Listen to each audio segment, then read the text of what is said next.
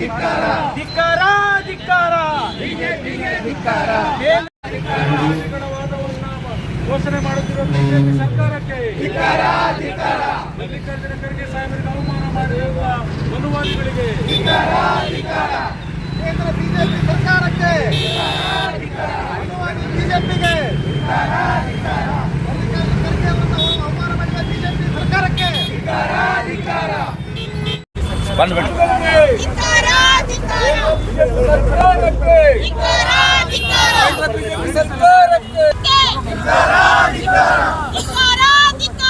ಬಿಜೆಪಿಗೆ ಧಿಕ್ಕಾರ ಸಂವಿಧಾನ ವಿರೋಧಿ ಬಿಜೆಪಿ ಸರ್ಕಾರಕ್ಕೆ ಸಂವಿಧಾನ ವಿರೋಧಿ ಕೇಂದ್ರ ಬಿಜೆಪಿ ಸರ್ಕಾರಕ್ಕೆ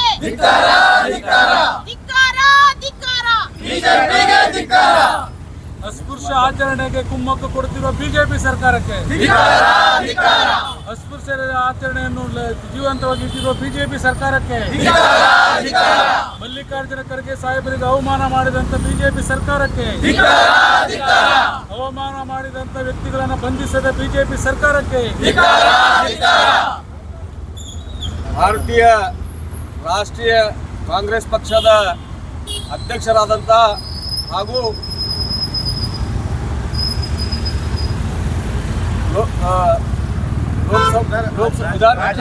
ರಾಜ್ಯಸಭೆಯ ಪ್ರತಿಪಕ್ಷದ ನಾಯಕರಾದಂಥ ಹಿರಿಯ ಮುತ್ಸದ್ದಿ ರಾಜಕಾರಣಿಗಳಾದಂಥ ನಮಗೆಲ್ಲ ಈ ಇಡೀ ಕರ್ನಾಟಕಕ್ಕೆ ಮಾದರಿಯಾದಂತಹ ಹಿರಿಯ ನಾಯಕರಾದಂಥ ಸನ್ಮಾನ್ಯ ಶ್ರೀ ಮಲ್ಲಿಕಾರ್ಜುನ ಖರ್ಗೆ ಸಾಹೇಬರಿಗೆ ಈ ಮನುವಾದಿಗಳು ಏನು ಮೊನ್ನೆ ಅವಮಾನವನ್ನು ಮಾಡಿದ್ದಾರೆ. ಇದನ್ನು ಖಂಡಿಸಿ ಇಂದು ನಾವು ಕರ್ನಾಟಕ ಪ್ರದೇಶ ಕಾಂಗ್ರೆಸ್ ಸಮಿತಿಯ ಎಸ್ ಟಿ ಘಟಕದ ರಾಜ್ಯ ಅಧ್ಯಕ್ಷರಾದಂಥ ಸನ್ಮಾನ್ಯ ಶ್ರೀ ಆರ್ ಧರ್ಮಸೇನಾ ಸಾಹೇಬರ ನೇತೃತ್ವದಲ್ಲಿ ಹಾಗೂ ಜಿಲ್ಲಾಧ್ಯಕ್ಷರ ನೇತೃತ್ವದಲ್ಲಿ ಹಾಗೂ ನಮ್ಮ ಕರ್ನಾಟಕದ ಕ್ಷೇತ್ರದ ಜನಪ್ರಿಯ ಶಾಸಕರಾದಂಥ ಸನ್ಮಾನ್ಯ ಶ್ರೀ ವಿಠಲ್ ಕಟಕಗೌಡ ಸಾಹೇಬರ ನೇತೃತ್ವದಲ್ಲಿ ಈ ಪ್ರತಿಭಟನೆ ಕಾರ್ಯಕ್ರಮವನ್ನು ಹಮ್ಮಿಕೊಳ್ಳಲಾಗಿದೆ.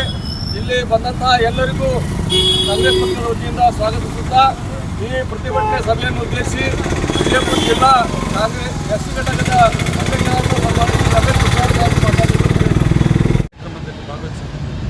ಕಾಂಗ್ರೆಸ್ ಪಕ್ಷದ ಎಲ್ಲ ಹಂತದ ಪದಾಧಿಕಾರಿಗಳೇ ಕಾರ್ಯಕರ್ತ ದೇವರುಗಳೇ, ಪ್ರತಿಭಟನೆ ನಾವು ಏನಕ್ಕೆ ಮಾಡ್ತಾ ಇದ್ದೀವಿ ಅಂತ ಹೇಳಿದ್ರೆ,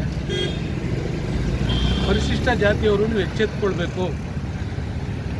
ಇವತ್ತು ಮಲ್ಲಿಕಾರ್ಜುನ ಖರ್ಗೆ ಸಾಹೇಬರಿಗೆ ಮಾಡಿರ್ತಕ್ಕಂಥ ಅವಮಾನ ಅಲ್ಲ, ಇದು ಪರಿಶಿಷ್ಟ ಜಾತಿಯವರಿಗೆ ಮಾಡಿರ್ತಕ್ಕಂಥ ಅವಮಾನ.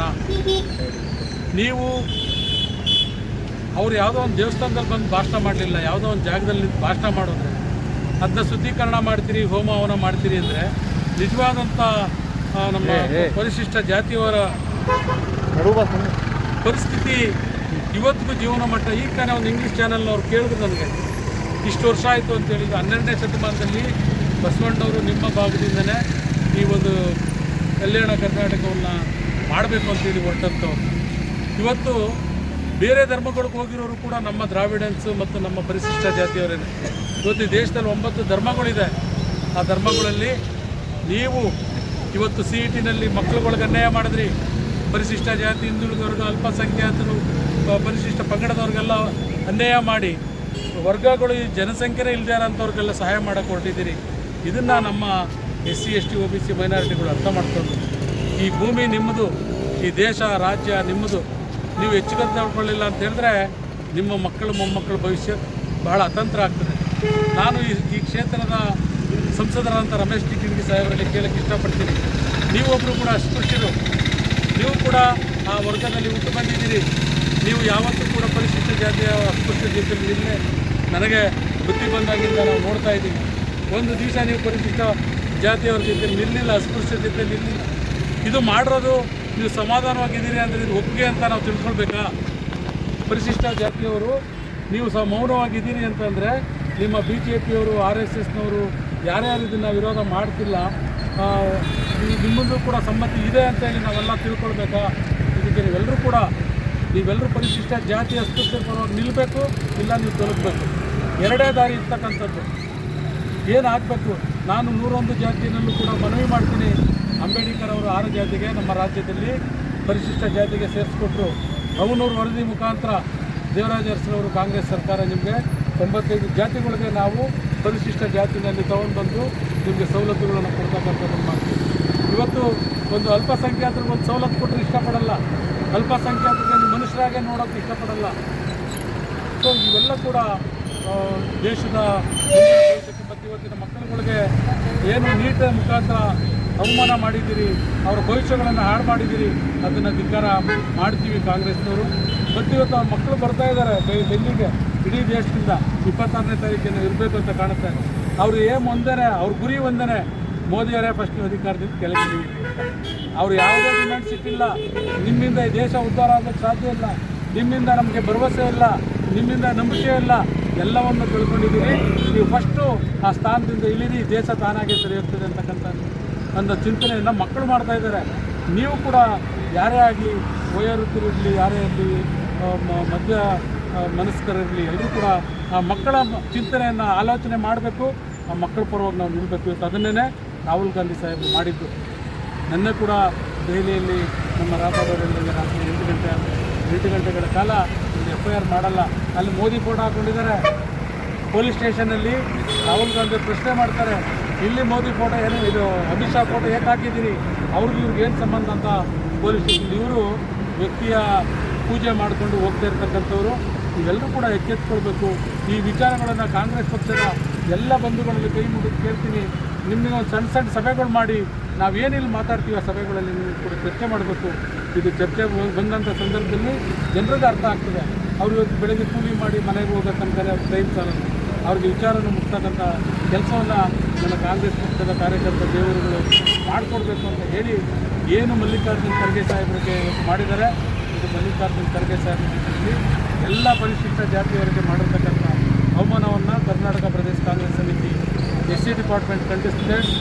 ವಿಜಯಪುರ ಜಿಲ್ಲಾ ಕಾಂಗ್ರೆಸ್ನ ಪರಿಶಿಷ್ಟ ಜಾತಿ ವಿಭಾಗದ ಜಿಲ್ಲಾ ಕಾಂಗ್ರೆಸ್ ಮತ್ತು ಬ್ಲಾಕ್ ಕಾಂಗ್ರೆಸ್ ಸಮಿತಿಗಳು ಇದನ್ನು ಖಂಡಿಸಿ ಇದನ್ನು ಕೂಡಲೇ ಕ್ರಮ ವಹಿಸಬೇಕು.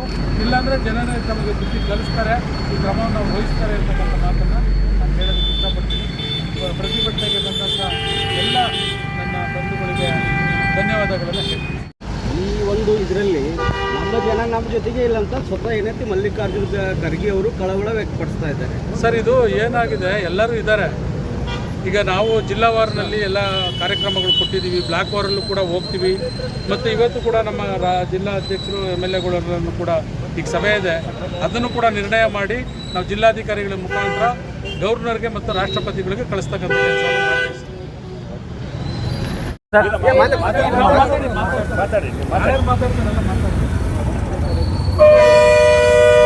ಈ ದೇಶದ ಸಂವಿಧಾನ ಶಿಲ್ಪಿ ಡಾಕ್ಟರ್ ಬಾಬಾ ಸಾಹೇಬ್ ಅಂಬೇಡ್ಕರ್ರಿಗೆ ನನ್ನ ದೀರ್ಘ ನಮನಗಳನ್ನು ಅರ್ಪಿಸಿ ಈ ಒಂದು ಮನುವಾದಿ BJPಯನ್ನು ಖಂಡಿಸುವುದಕ್ಕಾಗಿ ನಮ್ಮ ರಾಜ್ಯ ಘಟಕದ ಅಧ್ಯಕ್ಷರಾದಂಥ ಧರ್ಮಸೇನ ಅವರೇ, ಜಿಲ್ಲಾ ಅಧ್ಯಕ್ಷರೇ, ಜಿಲ್ಲೆಯ ವಿವಿಧ ಮೋರ್ಚಾಗಳ ವಿವಿಧ ಎಲ್ಲ ಅಧ್ಯಕ್ಷರುಗಳೇ, ಬಂಧುಗಳೇ, ನಾವು ಸ್ವತಂತ್ರತೆಯನ್ನು ಪಡೆದು 80 ವರ್ಷವಾಯಿತು. 80 ವರ್ಷದ ಹಿಂದಿನ ಇತಿಹಾಸ ನಾವು ಏನಾದರೂ ತೆಗೆದುಕೊಂಡು ನೋಡಿದರೆ ಬಹುಶಃ ನಾವು 200 ವರ್ಷ ನಮ್ಮನ್ನು ಕ್ರಿಶ್ಚಿಯನ್ರು ಅಂದ್ರೆ ಬ್ರಿಟಿಷರು ಆಳಿದ್ದಾರೆ. 120 ವರ್ಷ ಬೇರೆ ಬೇರೆ ಜನಾಂಗಗಳನ್ನು ನಮ್ಮನ್ನು ಆಳಿವೆ. ಯಾಕೆ ಈ ಹಿನ್ನೆಲೆ ಹೇಳಕತ್ತೀನಪ್ಪ ಅಂದ್ರೆ ಇವ್ರಿಗಿನತನ ಈ ದೇಶದಲ್ಲಿರ್ತಕ್ಕಂಥ ಘನ ಸರ್ಕಾರ ಕಣ್ಣು ತೆರಿಬೇಕು, ಗುಲಾಮಗಿರಿಗೆ ಮತ್ತೆ ನಮ್ಮನ್ನೆಲ್ಲರನ್ನ ತಳ್ಳುವಂಥ ಕುತಂತ್ರ ಇವತ್ತು ಭಾರತೀಯ ಜನತಾ ಪಾರ್ಟಿ ಮಾಡ್ತಿದೆ ಅಂತ ಹೇಳಲಿಕ್ಕೆ ಇಚ್ಛೆ ಪಡ್ತಾ ಇದ್ದೀನಿ ನಾನು. ಯಾಕಂದ್ರೆ ಇವತ್ತು ರಾಷ್ಟ್ರೀಯ ನಾಯಕರಾದಂಥ ನಮ್ಮ ಮಲ್ಲಿಕಾರ್ಜುನ್ ಖರ್ಗೆ ಅವರು ಆ ಸ್ಥಳದಲ್ಲಿ ಭಾಷಣ ಮಾಡಿ ಹೋದ ನಂತರ ಶುಚಿಗೊಳಿಸುವುದಕ್ಕೋಸ್ಕರ ಜೊತೆಗೆ ಇವತ್ತು ಅವರು ತಮ್ಮ ಯಜ್ಞ ಯಾಗಾದಿಗಳನ್ನು ಮಾಡುವುದಕ್ಕೋಸ್ಕರವಾಗಿ ಈ ಘನ ಉದ್ದೇಶ ಇಟ್ಟುಕೊಂಡು ಭಾರತೀಯ ಜನತಾ ಪಾರ್ಟಿ ಮೋದಿ ಸರ್ಕಾರ ಈ ಕಾರ್ಯವನ್ನು ಮಾಡಿದೆ. ನಾನು ಕೇಳಕ್ಕೆ ಬಯಸ್ತೀನಲ್ಲ, ಮೋದಿಯವರಿಗೆ ಒಬ್ಬ ರಾಷ್ಟ್ರೀಯ ಅಧ್ಯಕ್ಷರಾದಂಥ ನಮ್ಮ ಪಕ್ಷದ ಅಧ್ಯಕ್ಷರಾದಂಥ ಮಲ್ಲಿಕಾರ್ಜುನ್ ಖರ್ಗೆ ಅವರು ಮುತ್ಸದ್ದಿ ರಾಜಕಾರಣಿಗಳು, ಜೊತೆಗೆ 9 ಬಾರಿ ಇಲ್ಲಿ MLA ಆಗಿ 2 ಬಾರಿ ಸಂಸತ್ ಸದಸ್ಯರಾಗಿ ಜೊತೆಗೆ ಇವತ್ತು ರಾಜ್ಯ ಸಂಘಟನೆಯ AICC ಅಧ್ಯಕ್ಷರು ಅದಾರ. ಇಂಥವರು ಭಾಷಣ ಮಾಡಿದ ವೇದಿಕೆಯನ್ನು ಶುಚಿಗೊಳಿಸ್ತೀವಿ ಅಂತ ಹೇಳ್ತಾರೆ. ಇವ್ರಿಗೆ ನಾಚಿಕೆ ಬರ್ಬೇಕು. ನನ್ನ ದೃಷ್ಟಿಯೊಳಗೆ ಯಾಕೆ ನಾಚಬೇಕಪ್ಪ ಅಂದ್ರೆ ಇಷ್ಟು ವರ್ಷ ಗುಲಾಮ್ಗಿರಿ ಅನುಭವಿಸಿದಂಥ ನಾವುಗಳು ಈ ಗುಲಾಮ್ಗಿರಿ ಆಗ್ಲಕ್ಕೆ ಕಾರಣ ಅಂದ್ರೆ ಜಾತಿನೇ ಮುಖ್ಯ ಕಾರಣ. ಯಾಕಂದ್ರೆ ಈ ಏನವರು ಹೇಳಿದರು ಹ್ಯಾಂಗಪ್ಪ ಅಂದ್ರೆ 4 ವರ್ಣಗಳನ್ನು ಮಾಡಿ, ಆ 4 ವರ್ಣಗಳನ್ನು ಇಲ್ಲೇನು ಹೇಳೋದು ಅವಶ್ಯಕತೆ ಇಲ್ಲ. 4 ವರ್ಣಗಳನ್ನು ಮಾಡಿ ನಮ್ಮನ್ನು ದುರಾಡಳಿತೆಯಿಂದ ದಲಿತ ವರ್ಗವನ್ನು ಪಾದದಲ್ಲಿ ಹುಟ್ಟೀವಿ ಅನ್ನುವಂಥ ಉದ್ದೇಶ ಇಟ್ಕೊಂಡು, ಪಾದನೂ ಅಲ್ಲ ಮತ್ತು ಶೂದ್ರರಂದ್ರೆ ಇಲ್ಲಿ ಇರ್ತಕ್ಕಂಥ ಎಲ್ಲ ಲಿಂಗಾಯತ ಜನ ಶೂದ್ರರಾಗ್ತಾರೆ. ನಾವಂತೂ ಲೆಕ್ಕಕ್ಕೆ ಇಲ್ಲ, ದಲಿತರಂತೂ ಲೆಕ್ಕಕ್ಕೆ ಅಸ್ಪೃಶ್ಯರು ನಾವು, ಊರು ಹೊರಗಿರುವಂಥ ಜನ. ಇದರಿಂದ ಏನಾಗೈತಪ್ಪ ಅಂದ್ರೆ ಬ್ರಿಟಿಷ್ ಸರ್ಕಾರ ಭಾಗ ಮಾಡಿ ಹಂಗೆ ನಮ್ಮನ್ನು ಆಳಿ ಅನ್ಯಾಯವನ್ನು ಮಾಡಿ 200 ವರ್ಷ ಗುಲಾಮಗಿರಿಯಲ್ಲಿ ಕೊಟ್ಟರು. ಈಗ ಸ್ವತಂತ್ರ ಭಾರತ 80 ವರ್ಷ ಆಗಿದೆ. 20 ವರ್ಷದಲ್ಲಿ ಮೋದಿ ಸರ್ಕಾರ ನಮ್ಮನ್ನು ಗುಲಾಮಗಿರಿಗೆ ಮತ್ತೆ ತಳ್ಳಲಿಕ್ಕೆ ಅವಶ್ಯ ಕಾರ್ಯಕ್ರಮವನ್ನು ಹಮ್ಮಿಕೊಳ್ತಾ ಇದೆ ಅಂತ ನಾನು ಹೇಳ್ತೀನಿ. ಯಾಕಂದ್ರೆ ಯಾವ ವ್ಯಕ್ತಿ ಬಳಿ ಶಕ್ತಿ ಇದೆ, ಯಾವ ವ್ಯಕ್ತಿ ಜಾಣನಿದ್ದಾರೆ, ಯಾರು ಮೌನಿ ಬಾಬಾ ಅಂಥೇಳಿ ಮನಮೋಹನ್ ಸಿಂಗ್ರು, ನಮ್ಮ ಕಾಂಗ್ರೆಸ್ಸಿನ ಮನಮೋಹನ್ ಸಿಂಗ್ರು ಏನು ಎಲ್ಲರನ್ನ ಸಮಾನತೆ ದೃಷ್ಟಿಯಿಂದ ಕರ್ಕೊಂಡು ಹೋಗಿ ಬಾಬಾ ಸಾಹೇಬ್ ಅಂಬೇಡ್ಕರ್ ಬರೆದ ಸಂವಿಧಾನದ ಮುಖಾಂತರ ನಮ್ಮೆಲ್ಲರನ್ನು ಒಗ್ಗೂಡಿಸಿ ಇವತ್ತು ಅಲ್ಪಸಂಖ್ಯಾತರು, ಹಿಂದುಳಿದವರು, ಮುಂದುವರೆದವರು ಎಲ್ಲರನ್ನ ಜೊತೆ ಕರೆದುಕೊಂಡು ಹೋಗಿ ಇವತ್ತು ಕಾಂಗ್ರೆಸ್ ಸರ್ಕಾರ ಮತ್ತೆ ತನ್ನ ಸ್ಥಾಪನೆಯನ್ನು ಮಾಡ್ತದೆ. ನಿಶ್ಚಿತವಾಗಿಯೂ ನಾನು ಏನು ಹೇಳಕ್ಕೆ ಇಚ್ಛೆ ಪಡ್ತಾ ಇದ್ದೀನಪ್ಪ ಅಂದ್ರೆ, ನೀವು ಬ್ರಿಟಿಷ್ ಪಾಲಿಸಿಯಿಂದ ಹುಟ್ಟಿದಂಥವ್ರು, ನೀವು ಆ ಬ್ರಿಟಿಷ್ ಪಾಲಿಸಿ ಏನು ಮಾಡ್ತಾರೆ ಅದೇ ಪ್ರಕಾರ ತಾವು ನಮ್ಮಲ್ಲಿ ಜಾತಿಗಳಲ್ಲಿ ಭಿನ್ನಮತ, ಧರ್ಮದಲ್ಲಿ ಒಡೆದು ಆಳುವ ನೀತಿಯನ್ನು ನೀವು ಏನು ಮಾಡಾಕತ್ತೀರಿ ಭಾರತೀಯ ಜನತಾ ಪಾರ್ಟಿಯವರು, ಇದು ಸರಿಯಲ್ಲ. ಮುಂದೊಂದು ದಿವಸ ಇನ್ನು ಕೆಲವು ದಿವಸದಲ್ಲಿ ಗುಲಾಮ್ಗಿರಿಗೆ ಹೋಗುವಂಥ ಕೆಲಸ ಮಾಡ್ತೀರಿ. ಇದನ್ನು ಮಾಡಬಾರ್ದು ಅಂತ ಮೋದಿಯವರಿಗೆ ಮತ್ತು ಅಮಿತ್ ಶಾ ಕೇಳಿಕೊಂಡು ಇವತ್ತು ಅವರು ಮಾಡುವಂಥ ಕಾರ್ಯಗಳನ್ನು ನೋಡಿದ್ರೆ ಮನುಷ್ಯರು ಈ ಥರ ಈ 21ನೇ ಶತಮಾನ ದಾಟಿ ಬಂದೀವಿ. 21ನೇ ಶತಮಾನದಲ್ಲಿ ಇಂಥ ಜನಾಂಗ ಆದಲ್ಲಪ್ಪ ಅಂತ ನಮಗೆ ಅನ್ನಿಸ್ತೈತಿ. ಯಾಕಂದ್ರೆ ಇನ್ನೂ ಕ್ರೂರ ಪ್ರಾಣಿಗಳು ಈ ರಾಷ್ಟ್ರಪತಿ ಆದಂಥ ಮುರ್ಮು ಅವರಿಗೂ ಅನ್ಯಾಯ ಮಾಡ್ಯಾರ. ಇವರು ಸಂಸತ್ತನ್ನು ಅವರಿಂದ ಉದ್ಘಾಟನೆ ಮಾಡಿಸ್ಬೇಕಾಗಿತ್ತು. ಆದರೆ ಆ ಉದ್ಘಾಟನೆಯನ್ನು ಮಾಡದೆ ಆ ಹೆಣ್ಣು ಮಗಳಿಂದ, ಒಬ್ಬ ದಲಿತ ಹೆಣ್ಣು ಮಗಳಿಂದ ಇವರು ಉದ್ಘಾಟನೆ ಮಾಡಿಸೋದು ಆಗ್ತೈತಿ ಅಂತ ಹೇಳಿ ರಾತ್ರಿನೇ ಮೋದಿನೇ ಉದ್ಘಾಟನೆ ಮಾಡ್ಯಾನೆ. ಲೆಕ್ಕ ಹಾಕ್ರಿ ನೀವು. ಇಂಥ ದುಷ್ಟ ಸಂಗತಿಗಳನ್ನೆಲ್ಲವನ್ನು ಕಲೆಕ್ಷನ್ ಮಾಡಿ ಇವತ್ತು ಕಾಂಗ್ರೆಸ್ ಸರ್ಕಾರ ಹೋರಾಟಕ್ಕಿಳಿದಿದೆ. ಮುಂಬರುವಂಥ ದಿನದಲ್ಲಿ ಎಚ್ಚರಿಕೆಯ ಮಾತುಗಳನ್ನು ಹೇಳಕ್ಕೆ ಇಚ್ಛೆ ಪಡ್ತಾ ಇದ್ದೀನಿ ನಾನು. ಒಂದು ವೇಳೆ ಇದೇ ಮುಂದುವರಿತು ಅಂದ್ರೆ ನಿಮ್ಮನ್ನು ಸಹಿತ ಬ್ರಿಟಿಷರಿಗೆ ಹ್ಯಾಂಗೆ ಓಡಿಸಿ ನಾವು ಇವತ್ತು ನೀವು BJPಯವರು ಈ ದೇಶದಿಂದ ಹೊರಗೆ ಹೋಗಬೇಕು ಅನ್ನುವಂಥ ಒಂದು ಹೋರಾಟವನ್ನು ಮಾಡಬೇಕು ಆಗ್ತೈತಿ ಅಂತ ಹೇಳ್ತಾ ನನ್ನ ಮಾತನ್ನು ಮುಗಿಸ್ತಾ ಇದ್ದೀನಿ. ಜೈ ಹಿಂದ್, ಜೈ ಭೀಮ್. ಯಾವ ರೀತಿ ನಡೆದುಕೊಳ್ತಾ ಇದೆಯಪ್ಪ ಅಂದ್ರೆ, ದಲಿತರು, ಹಿಂದುಳಿದವರು, ಕೂಲಿ ಕಾರ್ಮಿಕರು, ಬಡವರು ಇವ್ರು ಯಾರೂ ಮನುಷ್ಯರೇ ಅಲ್ಲ ಅಂತಕ್ಕಂಥ ಒಂದು ವ್ಯವಸ್ಥೆಯಲ್ಲಿ ಬದುಕ್ತಾ ಇದೆ. ಯಾಕಂದ್ರೆ ಈ ದೇಶದ ಅತ್ಯುನ್ನತ ಸ್ಥಾನದಲ್ಲಿರ್ತಕ್ಕಂಥ ನಮ್ಮ ಇಡೀ ದೇಶದ ನಾಯಕರು ದಲಿತರಿಗೆ ಅಷ್ಟೇ ಅಲ್ಲ ಎಲ್ಲರಿಗೂ ಕೂಡ ಒಂದು ನಾಯಕತ್ವವನ್ನು ಕೊಟ್ಟಂಥ ಮಲ್ಲಿಕಾರ್ಜುನ ಖರ್ಗೆ ಸಾಹೇಬ್ರನ್ನ, ರಾಜ್ಯಸಭೆ ವಿರೋಧ ಪಕ್ಷ ನಾಯಕರನ್ನ ಇವತ್ತಿನ ದಿವಸ ಅವರು ಭಾಷಣ ಮಾಡಿರ್ತಕ್ಕಂಥ ಸ್ಥಳವನ್ನು ಶುಚಿಗೊಳಿಸ್ತಂಥ ಕೆಲಸ ಮಾಡ್ತಾರಪ್ಪ ಅಂದ್ರೆ ಇವರು ಇವತ್ತಿಗೆ ಯಾವ ಇದರಲ್ಲಿ ಬದುಕ್ತಾ ಇದ್ದಾರೆ ಅಂತಕ್ಕಂಥ ನಾವು ವಿಚಾರ ಮಾಡ್ಬೇಕಾಗ್ತದೆ.